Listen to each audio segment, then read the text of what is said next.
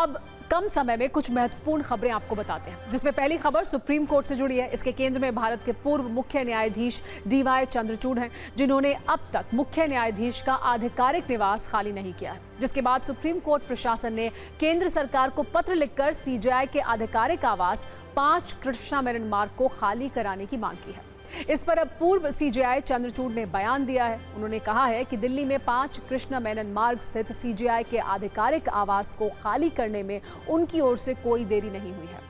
उन्होंने ये भी कहा है कि वो और उनके परिवार के सदस्य अगले 2 सप्ताह में CJI का आधिकारिक बंगला खाली कर देंगे। जस्टिस चंद्रचूड़ ने कहा कि हमने अपना सामान पैक कर लिया है, अधिकतम 2 हफ्ते में ये आवास खाली हो जाएगा। नवंबर 2024 में CJI के पद से सेवानिवृत्त होने वाले न्यायमूर्ति चंद्रचूड़ अब 3 मूर्ति मार्ग स्थित सरकार द्वारा आवंटित घर में रहेंगे। उन्होंने कहा कि उनकी 2 बेटियों की स्वास्थ्य संबंधी परेशानी के कारण घर खाली नहीं किया गया था। दरअसल CJI को जो आधिकारिक आवास मिलता है वो टाइप 8 कैटेगरी का होता है। रिटायरमेंट के बाद उन्हें नया बंगला अलॉट होता है जो टाइप 7 होता है। जस्टिस चंद्रचूड़ ने रिटायर होने के बाद भी CJI का आधिकारिक आवास खाली नहीं किया था, जबकि उनके बाद CJI बने जस्टिस संजीव खन्ना भी रिटायर हो चुके हैं।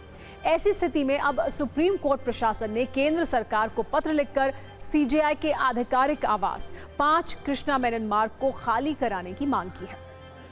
अब संविधान की प्रस्तावना की बात भी करते हैं, जिस पर उपराष्ट्रपति जगदीप धनखड़ ने बड़ी बात कही है।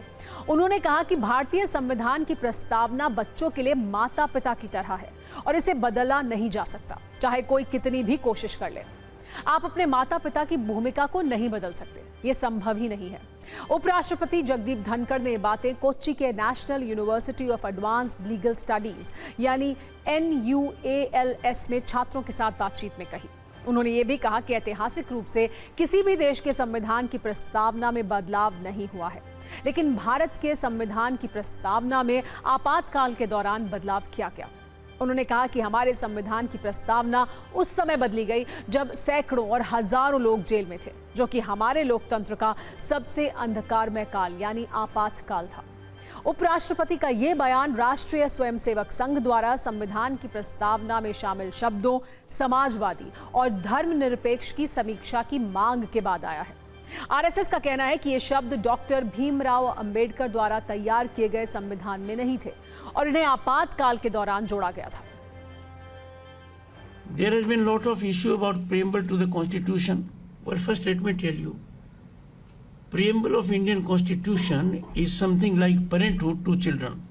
Howsoever you may try, you can't change your parenthood. Am I right? That's not possible. That is preamble. Secondly, historically, no country's preamble has ever been changed.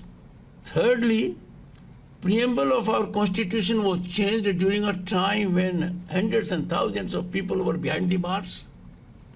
The darkest period of our democracy, the emergency era.